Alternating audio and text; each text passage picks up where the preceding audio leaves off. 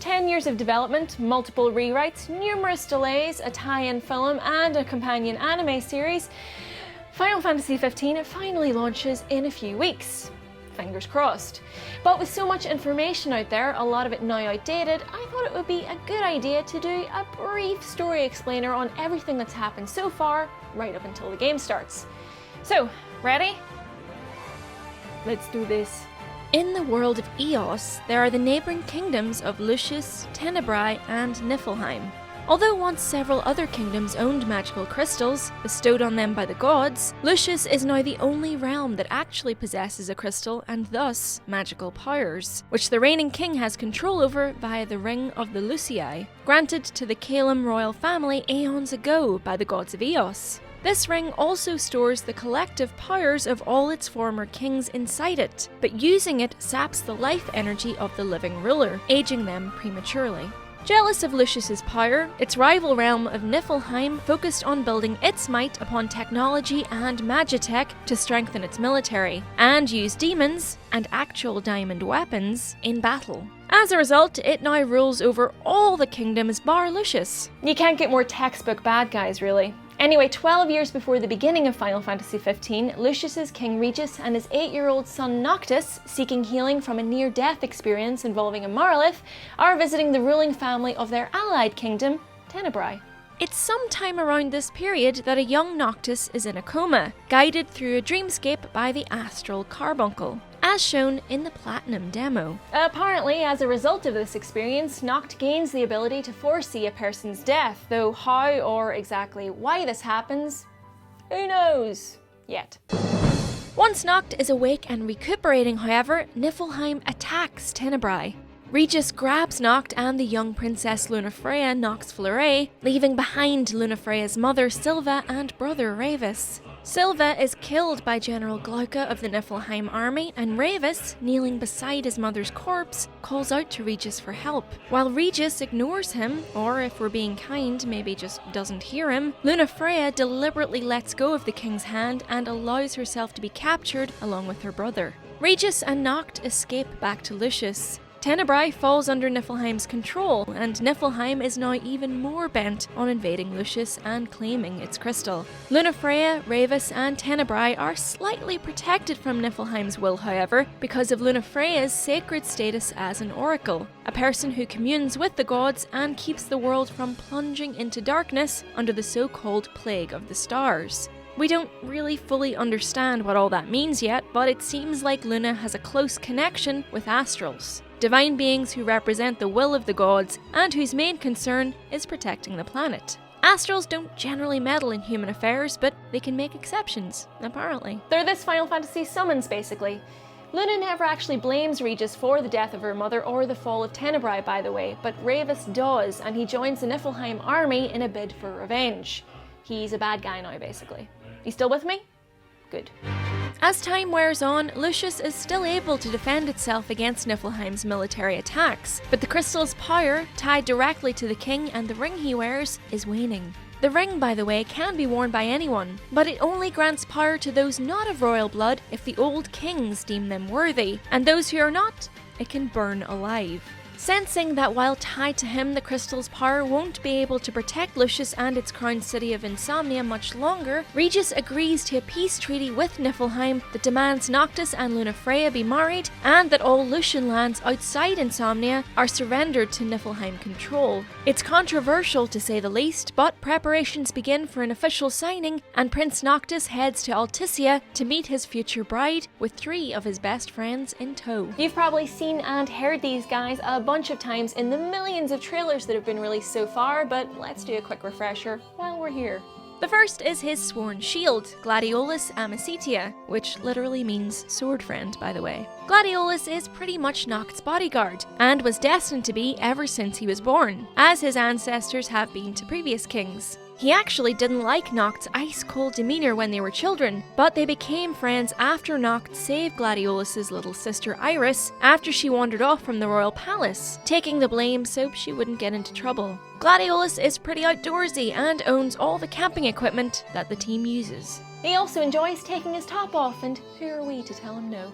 Ignis is also a childhood friend of Noct's, and has been brought up by the royal family as a strategist and something of a consultant and advisor to him. He's also his chef and driver. His nanny, basically. He's super smart and usually comes up with the plans that help the team through battles, but he's also a bit of a killjoy. He really doesn't like driving around at night, and to be fair, you should probably listen to him on that one. Also, he cooks good food, but he might have gone a bit OTT naming some of the dishes.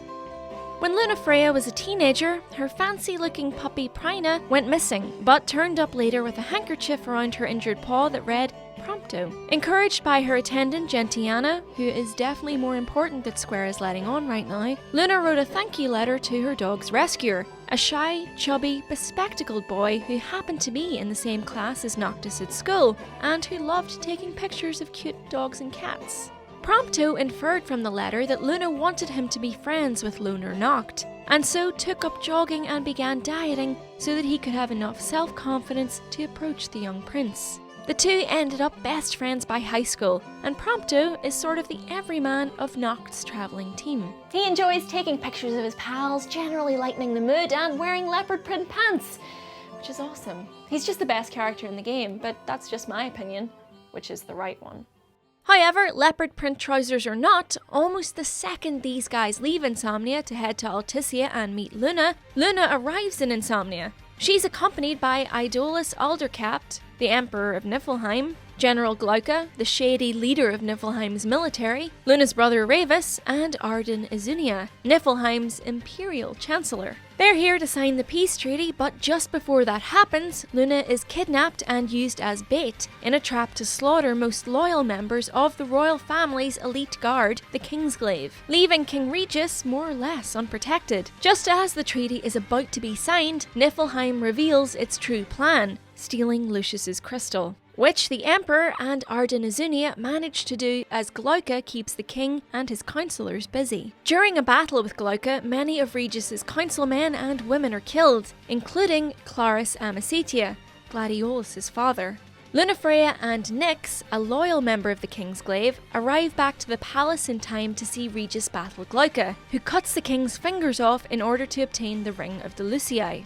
Ravus, who, surprise surprise, wants this power for himself, attempts to put the ring on, but is horrifically burnt when the old kings find him not worthy. Nyx, Luna and Regis attempt to run away, but Regis gives his ring to Luna, tells her to find Noctis and bids them go on without him. Regis is then killed by Glyco, and it's eventually revealed that the Niffleheim general is actually Titus Drautos, the commander of Lucius's Kingsglaive and Nyx's boss. How he managed to hold down two top-ranking and very hands-on jobs at the same time without arousing suspicion, we may never know. Nyx borrows the Ring of the Lussier for a bit, and not being of royal blood, he enters an alternate dimension to be judged by former kings. They eventually deem him worthy after a lot of umming and ahhing, and decide that in order to protect the city from invading Niffleheim demons, Nyx will have to die once the sun rises. That seems a bit unfair, but Nyx agrees because he's a Final Fantasy protagonist. What else was he gonna do? The kings temporarily grant him their power and awaken the Old Wall, which is basically a gigantic Knights of the Round summon, and they defeat the demons while Nyx defeats Glyco/Drautos. Then Nyx dies, which is a bit of a shame because he's kind of awesome, as characters portrayed by Aaron Paul usually are. Bitch. With the help of Nyx and his annoying friend Libertas, Luna is only just able to escape Insomnia, blending in with other refugees. She heads for Alticia alone to try and meet up with Noctis and give him the ring he'll no doubt need to become Lucious's true king, and more importantly, control super cool magical powers. How Luna will actually get to Alticia, who knows, but it seems like she has friends in pretty high places. Expect to see her at the end of the game's first act, I'd guess. With the crystal stolen and it being on its way to Niffleheim, the protective barrier surrounding Insomnia is destroyed, and Niffleheim airships arrive to take control of the city. Checkpoints are installed and troops are deployed all across the borders, making it almost impossible to enter or leave the Crown City. The invading forces claim that Noct, as well as Regis, was killed during the invasion. While the proverbial chocobo droppings are hitting the fan back in Insomnia, Noct and his travelling team actually have no idea what has gone down, and the game begins as their car breaks down en route to Alticia, where currently Luna definitely, absolutely is not. So my main questions as the game begins. What does Luna's power actually entail? And is her attendant Gentiana actually an astral in disguise, as many fans are speculating? What is the deal with Arden Izunia, who is definitely more important than he seems? What is Ravus' game plan, as he seems to have survived the Ring's judgment? And what's the significance of Noct's supposed special power of seeing a person's death? And just why is Prompto the best character possibly ever? Who knows, but not long to find out. If you enjoyed this video, please do give it a like and subscribe, and feel free to check out these other Final Fantasy videos, including this one where Chris and I check out the first hour of the game. But no real spoilers, so go on, have a look.